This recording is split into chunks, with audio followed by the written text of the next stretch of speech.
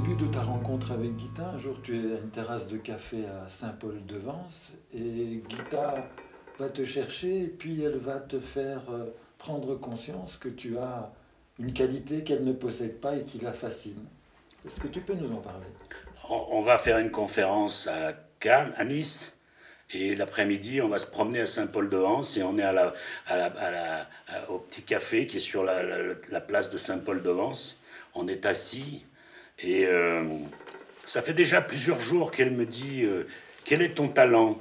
Quel est ton machin? Et que j'ai pas moi j'ai pas de talent, je porte ses valises, j'organise ses conférences, je suis à des années-lumière de mon talent.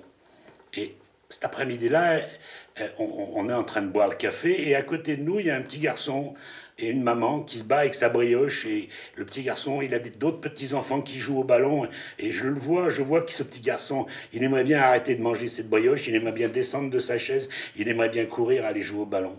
Et comme Guita me voit en train de les scruter, de les contempler, elle me dit raconte-moi ce que tu vois. Et je me mets mais naturellement, à dire la misère que je vois dans le corps de ce petit garçon, comment il a les coudes serrés, comment cette brioche, c'est un truc qui le persécute, l'amour de sa maman le persécute, lui empêche d'ouvrir les bras pour aller courir et jouer au foot. Et je décris cette maman qui ne sait pas faire autrement, ce petit garçon, et elle me laisse parler, elle me pique pour que je parle encore un peu plus. Et à la fin, elle me dit, ben tu vois, avec un regard d'admiration que je n'oublierai jamais, eh ben tu vois ce que tu vois toi là, moi je ne le vois pas. Et là, moi, je suis sidéré. C'est un peu comme si quelqu'un voyait quelque chose et pense que tout le monde le voit. Et donc, je ne m'interrogeais même pas sur le fait que personne ne voyait ce petit garçon. Et elle me dit, et ses yeux sont tellement dans la sincérité que je crois que ça aussi, c'est quelque chose qu'il faut comprendre. De la même manière qu'on a aimé l'instituteur qui était fier de nous quand on récitait bien la table de 7, un beau jour, quand on est élève d'un maître, on a besoin de provoquer l'admiration du maître, parce que ça sent la vérité. Elle m'aurait dit, Bernard Monteau, tu vois les corps des hommes, ça aurait rien fait. L'admiration qu'elle avait par rapport à cette performance que j'avais, dont elle ne possédait pas la possibilité, cette admiration fait que j'ai entendu la question suivante.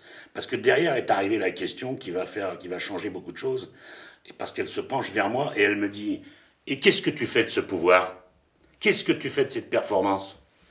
Et ce qu'il faut bien comprendre, c'est que c'est à partir de là que je me suis mis à fonder la psychanalyse corporelle. C'est-à-dire la manière où, en travaillant sur les corps, on peut faire revivre leur passé aux gens, on peut faire vivre ce que j'apercevais chez ce petit garçon.